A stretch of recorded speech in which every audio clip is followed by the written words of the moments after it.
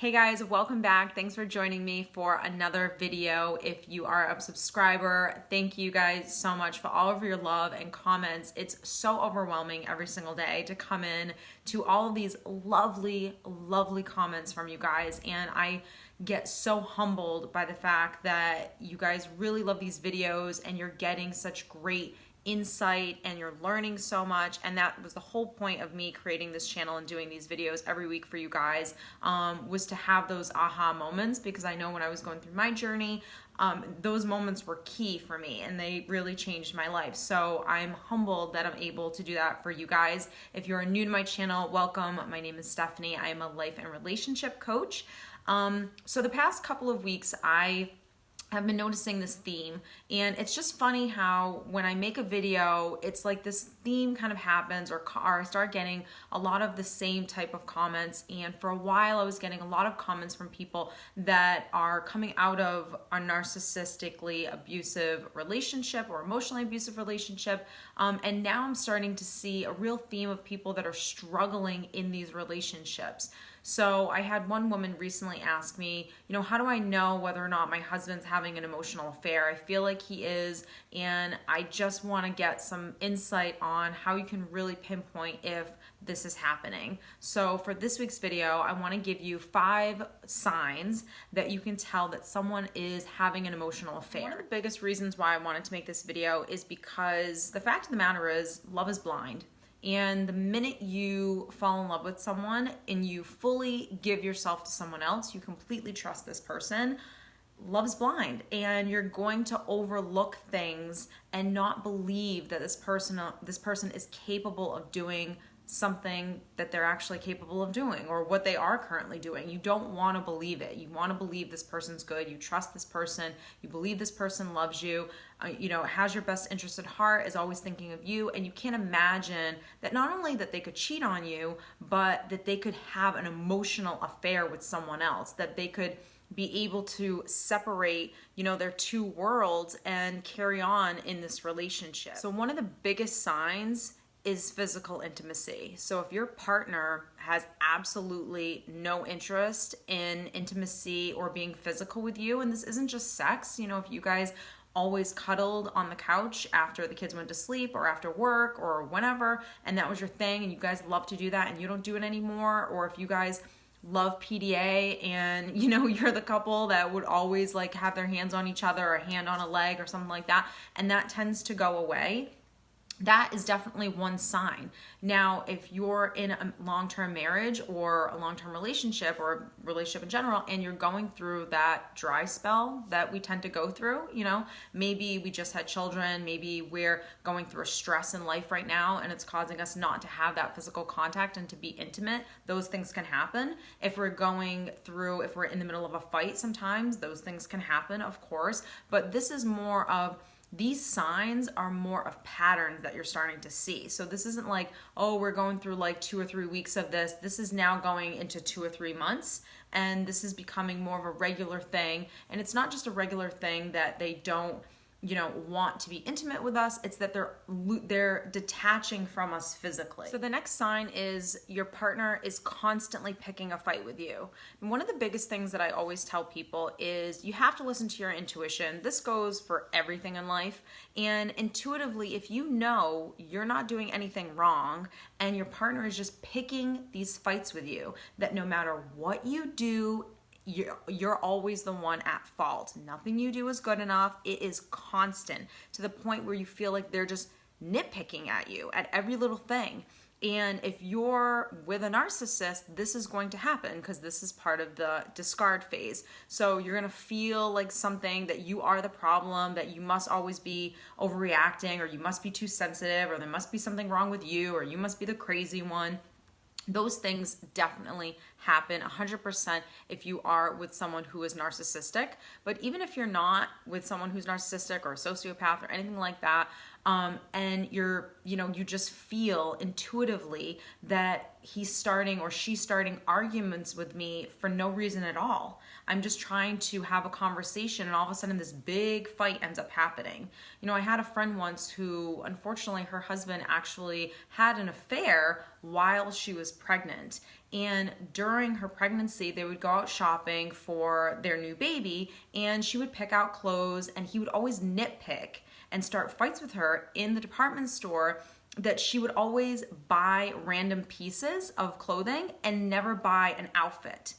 And I remember her telling me this story, and I was like, that is completely ridiculous. But it was just his way of starting fights, because he needed to create an argument and make her at fault because he was having an affair. So he needed someone else to blame for the fact that he was, having an affair behind his wife's back. And so a lot of the times when they're nitpicking and they're picking these fights with you, it's because they're trying to blame you. They're trying to then convince themselves that you're actually the problem. So that's tip number 2, is whether or not your spouse or partner is picking fights with you. The third sign that your partner could possibly be having an emotional affair, and this is true obviously for a physical one as well, is they become obsessed with their phone. Now, let's just face the reality here. This is 2018. To some extent, we're all pretty obsessed with our phones. I have a 4-year-old that can get into my phone, know how to probably do some things even better than I can. So technology being around us, that's just the world that we live in. But when your partner has now turned a normal, technology obsession with phone, always having our phone on us thing, into now he or she is taking their phone with them everywhere they go. So one of the biggest things is, do they take their phone into the bathroom when they take a shower and they're not listening to music? That's a sign. Are they always putting their phone face down when you're around them? That's just definitely a clear sign, 100%, that they're starting to, distance themselves from you, and they just basically have something to hide. So if you don't feel comfortable, if your partner doesn't let you see their phone and go through it, then that's a problem. Usually when a partner or a spouse has an emotional affair, there's always, not always, but 9 times out of 10, there's one person in their life that you're a little suspect to.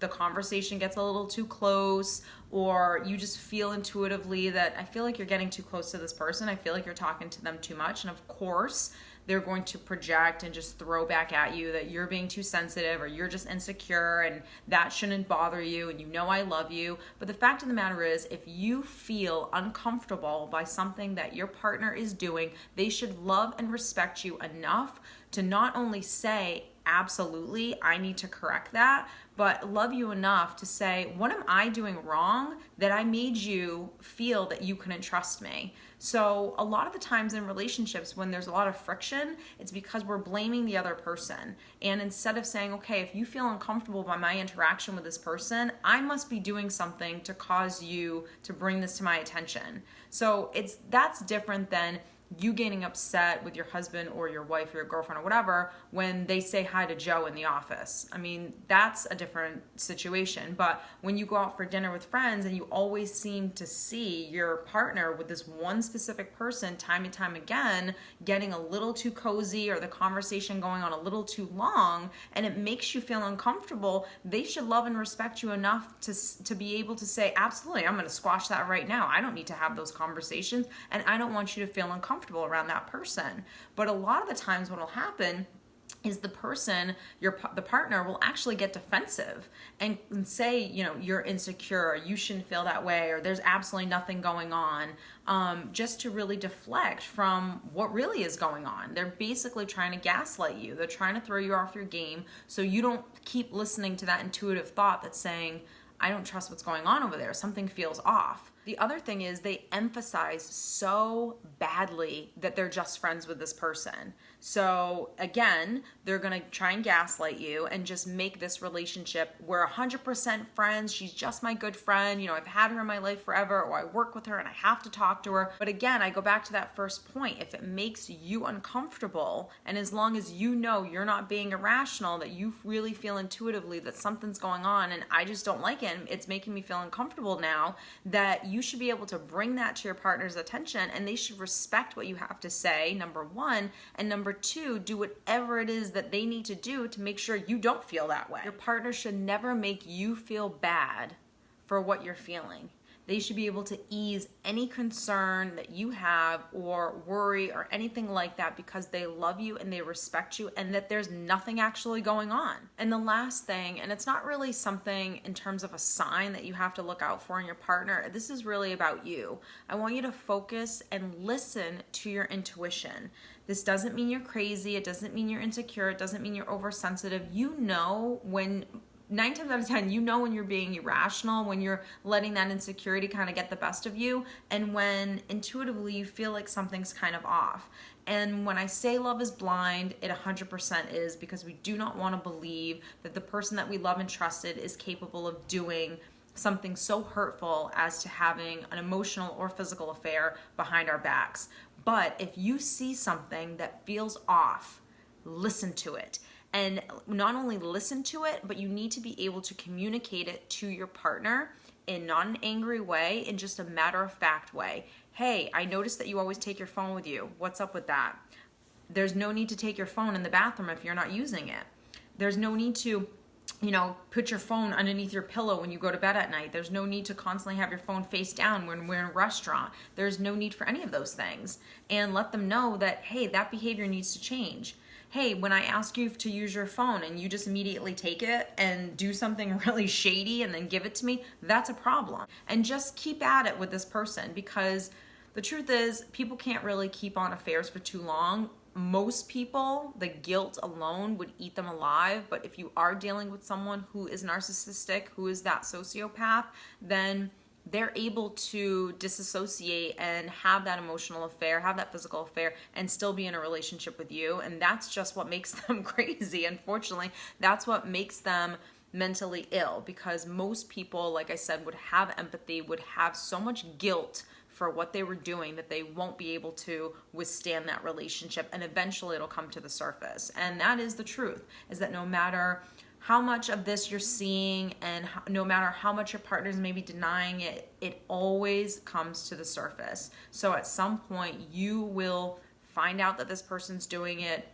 because when you're looking for answers, you'll get them. So not only are we listening to our intuition, but we're approaching our partner coming from a loving and calm way, which is, I noticed that we haven't been physically intimate in months, and I know we're going through a funk right now, and we need to get our relationship back on track and take the initiative and say, okay, what are the things that we need to do to fix this relationship? Do we need to go to therapy? Do we need to find a relationship coach? Do we need to start making our relationship a priority? And you have to see, it takes 2 to tango. It takes 2 people to break a relationship and 2 people to fix and heal a relationship. And you can't be the only one that's doing all the work. So if you're starting to see these signs, like they're becoming obsessed with their phone, they're putting this big emphasis on Jody in the office and how they're just friends, but yet every time we go out for dinner with our group of friends, they're always talking and canoodling and flirting, and it's making me uncomfortable. And me and my partner are not that intimate anymore, so now I'm becoming even more paranoid. If all these things are happening, it's someone's job, and so it might as well be yours to take the steps to fix it. And if you see that your partner is meeting you halfway and they're doing what they need to do to fix it, then great. And if you see that they're getting defensive and they continue to pick fights and they don't want to work on it, then at some point, it's that saying, either should I get off the pot? You kind of have to make a decision on what you want to do. And believe me when I say, I am not saying that any of these things are easy to do. It's not easy to just get to the point of, okay, I'm just going to end a relationship. I'm going to end a marriage of 30 years. And I'm just, we have kids, but whatever. I think you're having an emotional affair and I'm going to end this relationship. But it is about having enough confidence and self-love in yourself to say, look, we're in this relationship. I can't fix it on my own. You have to meet me halfway. We deserve to have a good relationship, not only for ourselves, but for our children, if there are children involved. And we have to be on the same page in terms of how we're going to fix this relationship and get it back on track. And at that point, you'll really see whether or not someone is on the same page with you. And if they're not, you really have to determine how much longer do you want to play this game, because at some point either that affair is going to come to the surface or maybe they continue with the affair and you just both live miserable lives. So again, this is not easy stuff to deal with and tackle, believe me when I tell you, but it is important to just see these signs in your relationship and trust your intuition, and don't overlook these things if you know intuitively something feels off with this person. So I hope that that has helped you guys. If you guys have any questions, please don't forget to leave them in the comment section below. I will leave any information down below if you're interested on one-on-one coaching, if you want to follow me on social media, all of that information is down below. And I look forward to seeing you guys again soon. Thanks.